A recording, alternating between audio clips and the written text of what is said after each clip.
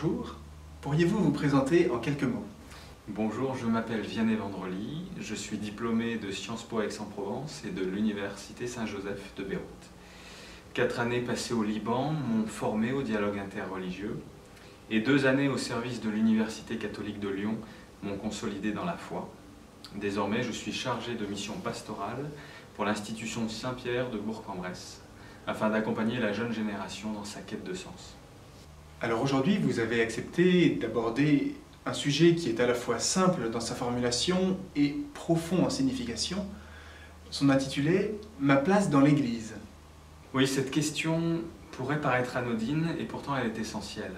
D'une certaine manière, nous passons notre temps à chercher une place, pour le meilleur à vouloir trouver notre place et pour le pire à essayer de prendre celle des autres. Parce que notre identité, qui nous sommes, le sens et la direction de notre vie dépendent en grande partie de cette fameuse place. Une place existentielle à travers notre vie extérieure, qu'elle soit professionnelle, amicale ou familiale, mais surtout une place spirituelle, à travers notre vie intérieure, qu'elle soit laïque, philosophique ou mystique. Or, depuis l'incarnation du Christ, ce sont des milliards d'âmes qui ont eu l'opportunité d'être accueillies dans son Église, de s'y épanouir, d'y réaliser leur destinée, d'y découvrir leur vocation, leur raison d'être, leur place. Alors justement, comment comprenez-vous cette Église du Christ au sein de laquelle nous avons notre place? Je crois que le mystère de l'Église ne se perce pas intellectuellement et ne se présente pas de manière exhaustive. En réalité, tout passe par l'expérience, celle dont témoigne chaque chrétien en chemin vers le Christ, du plus exemplaire des saints au plus anonyme des hommes de bonne volonté. Car c'est bien le Christ qui fonde l'Église. Je cite, « Tu es pierre, et sur cette pierre, je bâtirai mon Église ». Je précise que dans la version manuscrite de notre échange, toutes les références textuelles sont indiquées.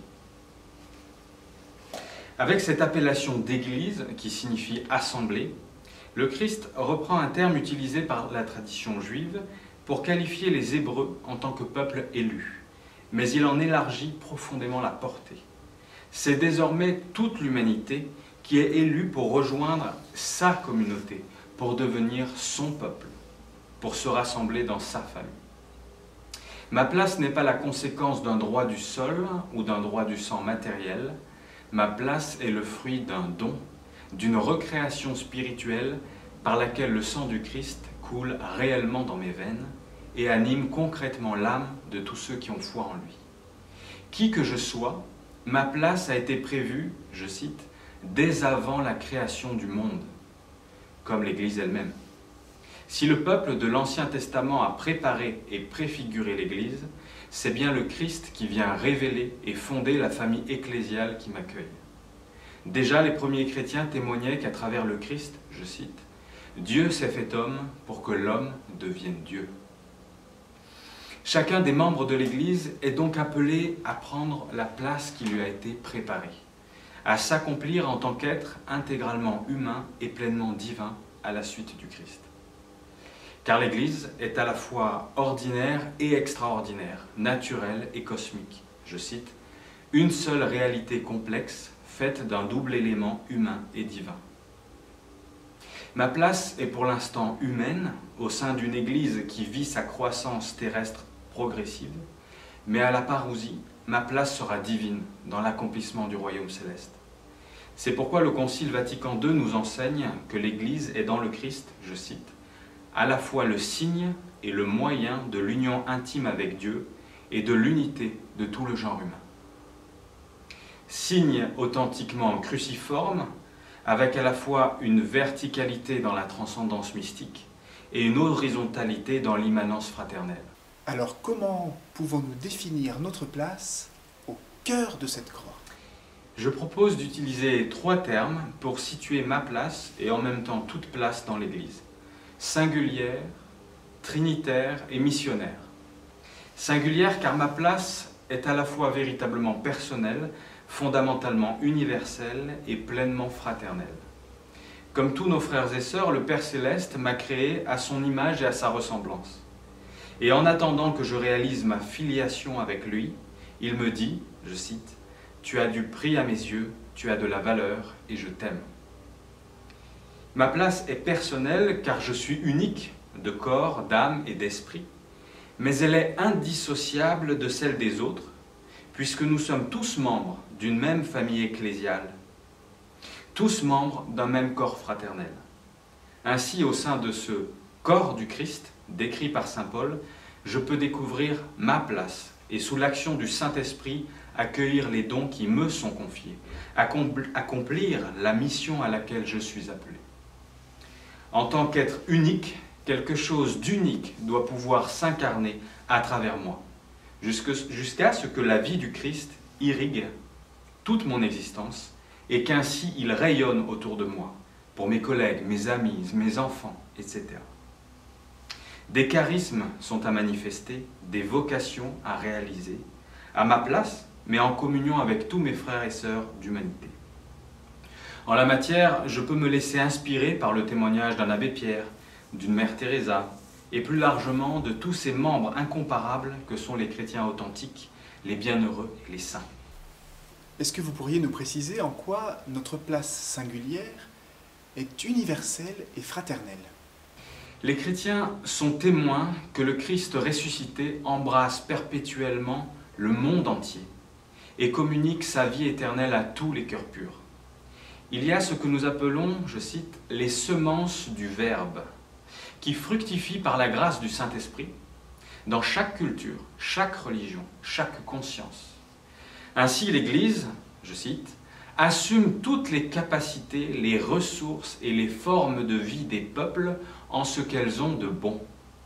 Elle se consacre à fonder une assemblée universelle de la charité, car, je cite encore, à cette unité catholique du peuple de Dieu, qui préfigure et promeut la paix universelle, tous les hommes sont appelés. À cette unité appartiennent sous diverses formes et les catholiques et les fidèles catholiques, et ceux qui, par ailleurs, ont foi dans le Christ, et finalement tous les hommes, sans exception, que la grâce de Dieu appelle au salut. Chacun est embrassé d'une manière unique dans l'accueil de son identité propre, et tous nous sommes aimés d'un amour égal, fraternel, invités au sein de la même famille ecclésiale universelle. Ma place dans l'Église n'est pas identique à celle de mes voisins, mais nos places contribuent toutes au même bien commun. Discerner, distinguer ce bien commun est essentiel si nous souhaitons bâtir ensemble une civilisation d'amour pour le XXIe siècle, au carrefour de la communion, de la complémentarité et de l'enrichissement mutuel. Ainsi, depuis ma place, mon regard doit être celui du Christ, voir en chaque personne un frère ou une sœur à aimer. Je cite, « Et cela ne vaut pas seulement pour ceux qui croient au Christ, mais bien pour tous les hommes de bonne volonté, dans le cœur desquels invisiblement agit la grâce. Que je sois jeune ou vieux, chinois ou français, homosexuel ou hétérosexuel, et même chrétien ou musulman, je suis moi-même mystérieusement relié à toute l'Église, sous des formes ou à des degrés divers, et je suis moi-même personnellement sauvé. » Le deuxième terme que vous avez employé pour définir notre place dans l'Église, c'est le mot trinitaire. Qu'est-ce que vous entendez par là? J'entends par là, permettez-moi une formule provocante, que le monde n'avait pas besoin du christianisme pour instaurer des règles morales, des dogmes et des pratiques confessionnelles. Ces choses existaient déjà dans diverses communautés religieuses.